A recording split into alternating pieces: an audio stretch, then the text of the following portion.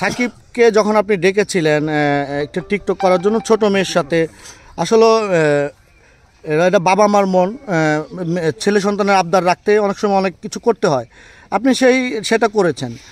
তো সাকিব এসে আপনাকে বোন ডাকছে, ইকরাকে ভাগ্নি ডাকছে।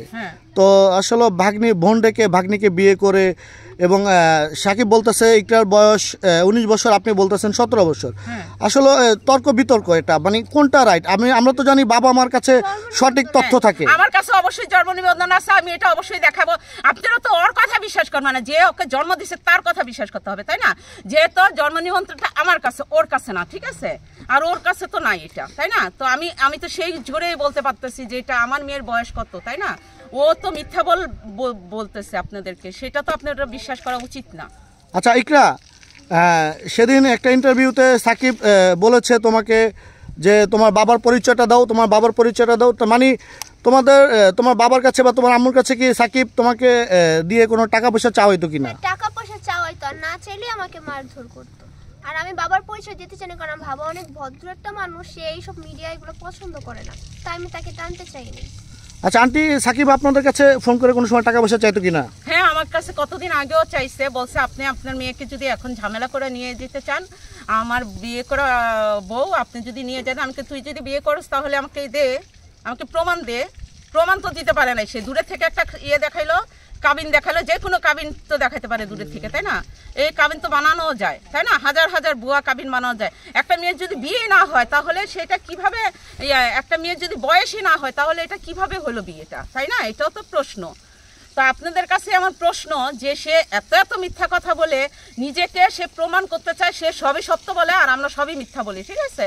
ওর এটা পেশা, এটা একটা অভ্যাস হয়ে গেছে মানুষের নামে মিথ্যা কথা বলা। আচ্ছা, আরেকটা বিষয় আপনি একটু বলবেন আন্টি, যে সাকিব যে আপনার নামে একটি ব্লেম দিয়েছে, শিখা খানের সাথে আপনি মানে একতা প্রকাশ করে সাকিবের এই দুর্ঘটনাটা ঘটিয়েছেন। আমি তো সেটাই বলছি, একটাবার প্রমাণ দেখান যে আমি এই মেয়েটার সাথে জড়িত ছিলাম। আমার মেয়েকে যখন ও নিয়ে গেছে ভাগাইয়া, ভাবছে যে আমি জানতাম, শিখা ভাবছে যে আমি জানতাম। যখন শিখা জানলো যে আমি জানি না এই বিষয়টা, যখন আমি সাকিবকে ধরতে গেছি, আমি শিখাকে ডেকে নিয়ে গেছি যে শিখা, তুমি যদি ওই সাকিবের ঠিকানা জানো আমাকে বলো, আমি পুলিশ নিয়ে যাই। তখন শিখা আমার সাথে থেকে শুধু ঠিকানাটা ম্যানেজ করে দিচ্ছে, ঠিক আছে? এই পর্যন্ত শিখার সাথে আমার সম্পর্ক শেষ, তারপরে আর কোনো তার সাথে আমার যোগাযোগ হয় নাই। মানে আমরা তো জানি সাকিব যে জেলে গিয়েছে, ইকরার সাথে একটি সম্পর্ক হয়েছিল, সেই সম্পর্ক জেরে আপনার বিয়ে করেছে সাকিব, ইকরাকে নিয়ে গেছে। আপনারা ইকরা নাবালক মেয়ে, আপনি মামলা করেছেন, সেই মামলায় জেলে গিয়েছে। হ্যাঁ, তা যখন জেল থেকে বের হয়েছে, এটা কি আপনি আপোষে আপনার সঙ্গে? আমার এখনো মামলা চলতেছে ওর নামে, এখন তো মামলা আপোষ করি নাই, আমি তো মামলা উঠাই নাই, এখনো আছে। তাহলে জামিনে বের করেছে কি শিখা খান? হ্যাঁ, শিখা বের করেছে। ও আমাকে বলছে আন্টি, আমি ওকে শিখাকে বলছি যে এত বড় একটা অন্যায় করছে আমার মেয়ের সাথে, তুমি যে ওকে ছাড়াই নিয়ে আসছো, এই ছেলেটা তো আবার অন্যায় করবে। তখন শিখা বলছে না আন্টি, আমি আপনাকে কথা দিলাম আপনার মেয়েকে কখনো নিবে না, আপনার মেয়ের কোনো খোঁজ খবর রাখবে না, আপনি নিশ্চিন্তে থাকেন। তা আমি নিশ্চিন্তে থাইকা শিখা নিয়ে গেছে, ব্যাস শেষ, এই পর্যন্তই। তো এখন কথা হয়েছে, এখন কিভাবে সে উদ্ধার হলো সেটা আমার কাছ থেকে শুনেন। এখন যখন ও চলে গেছে, হ্যাঁ, যখন আপনাদেরকে বলছে যে ও নিজের ইচ্ছা আসছে, আমার মেয়েকে খুব মারধর করে বলছে, আমার মেয়ে আমাকে সিএনজিতে যখন নিয়ে আসার সময় আমার মেয়ে আমাকে সিএনজিতে কাইন্দা বলছে, মা ওরা আমাকে অনেক মারধর করছে, আটকায় রেখে ভিডিওগুলো করছে, তাই আমি তোমাকে বলি নাই, এখন বললাম সিএনজিতে যখন আসি তখনই। এখন কথা হয়েছে যে আপনাদের মাধ্যমে যখন জানছি মা বাবাকে সে ঘৃণা করতেছে, সেই ছেলের সাপোর্টে কথা বলতেছে, তখন আমি সিদ্ধান্ত নিয়েছি যেহেতু এত কিছু করার পরে সেই ছেলের কাছে গেছে, সে বিয়ে করছে, ঠিক আছে, তাহলে এই ছেলেকে নিয়ে থাক, আমি খোঁজখবর নিব মা কেমন আছে, ভালো আছে, শেষ। অথচ আমার মেয়েটা বলতে পারতেছিল না, মেয়ে এতটাই চাপের ভিতরে রাখছিল, সে বলতে পারতেছিল না। সে তাকে বউ সাজাইছে, সেদিন আমার মেয়ে না করছে আমি বউ সাজবো না, বউ সাজাইছে, একটা কাগজ এনে দেখাইছে আপনাদের কাছে দূর থেকে। হ্যাঁ, এটা আমার মেয়ে বলছে যে মা আমাকে মারধর করে এগুলো বলছে। আমার মেয়ের প্রতিটা গায়ে স্পট আছে, সে যে আঘাত করছে স্পটগুলো আছে। আমি ছবি তুলে রাখছি, আপনাদেরকে দিব। আর তারপরে মেয়েকে প্রচুর মারধর করে। ওর বাসায় একটা ম্যানেজার ছিল, অয়ন নামের একটা ছেলে, চয়ন নামের একটা ছেলে ছিল। সেই ছেলেটাকে আমার মেয়ে নাম্বার দিছে। ওই ছেলেটা আমাকে ফোন দিয়ে বলতেছে, আন্টি ইকরা খুব বিপদে আছে, ইকরাকে আপনি বাঁচান।